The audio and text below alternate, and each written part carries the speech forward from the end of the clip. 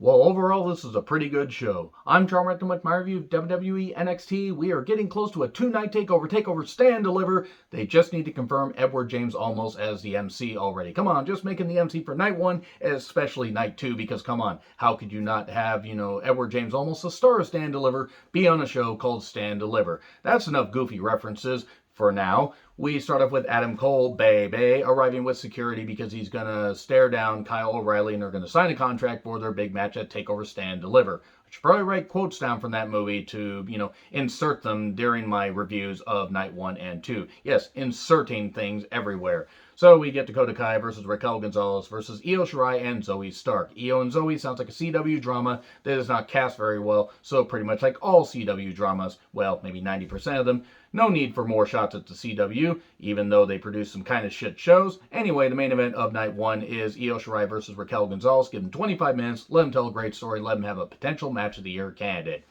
So the pace is good, the confidence is oozing out of Raquel. When you have confidence oozing out of yourself, consult your local doctor at your local medical facility.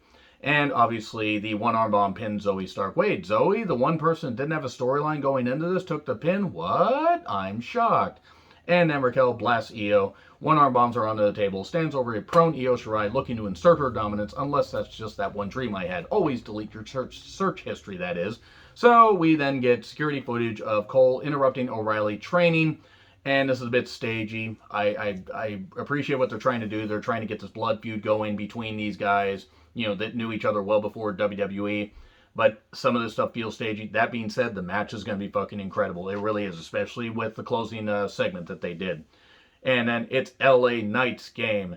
And that's just a fact of life. Also, we had a little bit earlier, Strong talked to O'Reilly, says, you need to kick his ass for us. Well, there is no us. I'm doing this for me. The audio was also really quiet during that. Then LA Knight talked, and then we get Jordan Devlin talked about facing Kushida. Bronson Reed versus LA Knight. Still going to take a bit of getting used to for that because I'm used to calling him Eli Drake.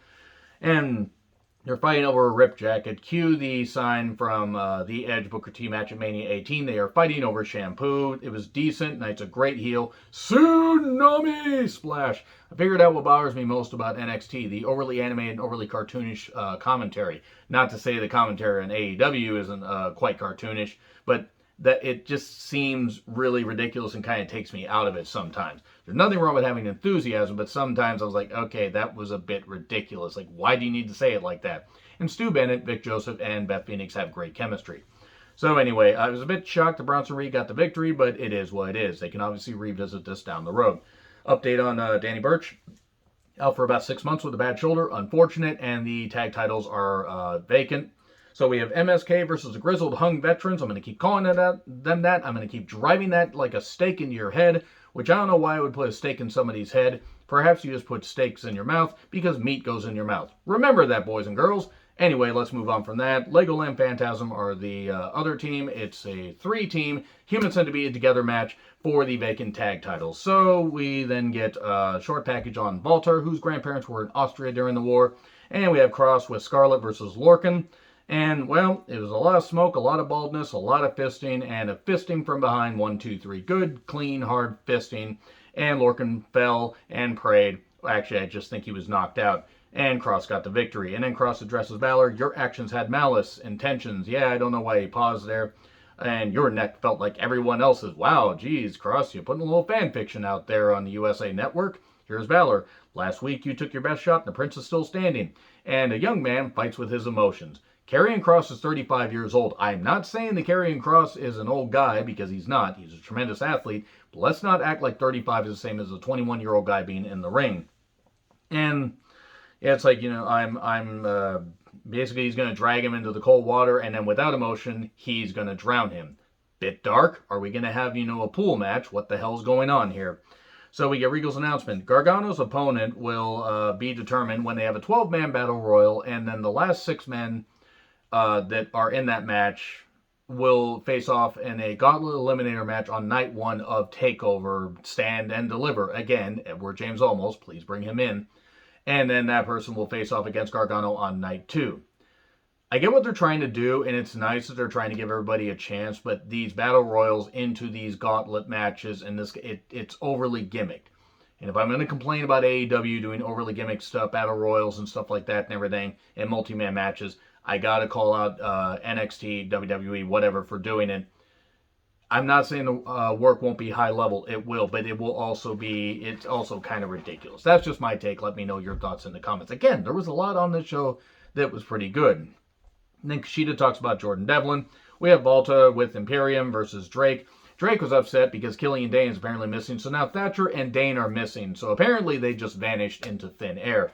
I was hoping that Walter would have chopped Drake for that stupid theme music alone. Not that it's Drake's fault, but that is terrible theme music. And he just beats the shit out of him. Powerbomb, and he gets a single crab on him, and that's it. The referee calls for it. I think Drake legit was, I hope Drake was actually okay, because I hope he actually wasn't hurt, because they called that quickly.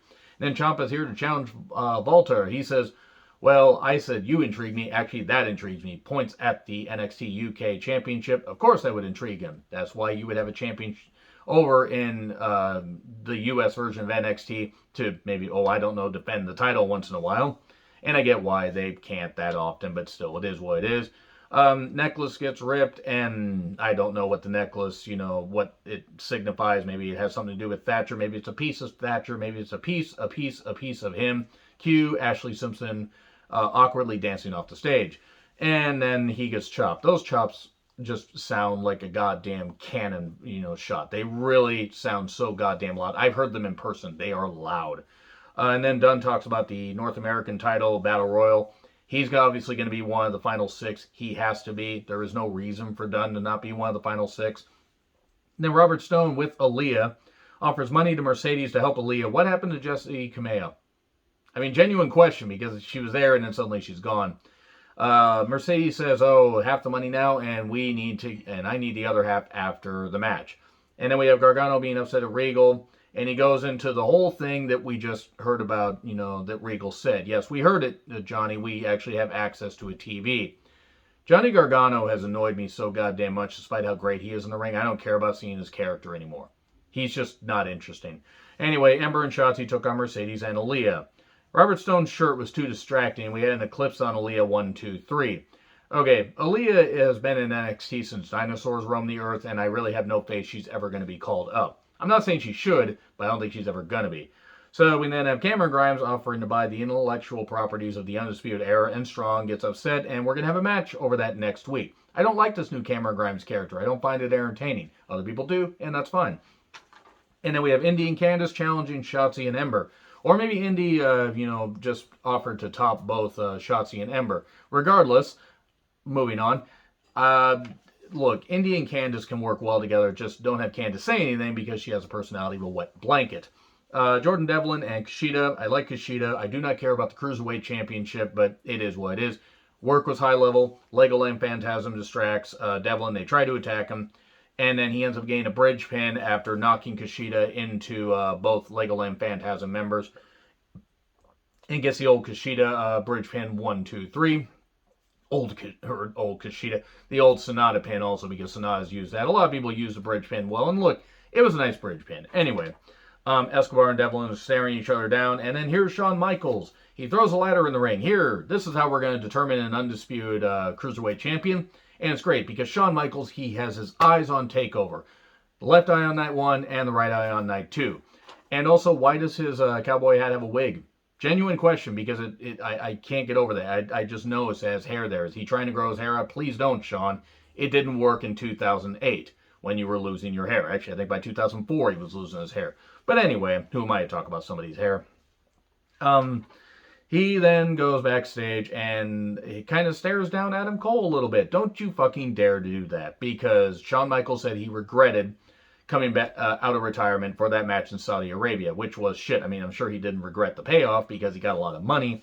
No, and people that, if you say you want Adam Cole versus Shawn Michaels, I think what you want is you want the idea of Adam Cole versus Shawn Michaels, and I don't want to see it. Now, if you want to see it, that's fine, but Shawn Michaels in 2008, maybe. Not Shawn Michaels now. Father Time is undefeated, and Father Time, grabbed Shawn Michaels, and he hasn't let go. And he ain't going to let go, because it's time for Shawn Michaels to stay retired. And he should have stayed retired in 2018, 29, whatever the hell year it was. 2018, it was 2018, because I actually saw the Raw just before that. Anyway, Yeah, God, it is what it is.